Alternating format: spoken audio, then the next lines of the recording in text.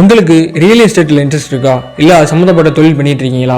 அப்போ நான் சொல்ல போகிற இந்த ஆப் வந்து உங்களுக்கு ரொம்ப முக்கியமான ஆப் தான். அந்த ஆப் என்னன்னு தெரிஞ்சுக்கிறதுக்கு முன்னாடி என்னோட சேனலை சப்ஸ்கிரைப் பண்ணிக்கோங்க.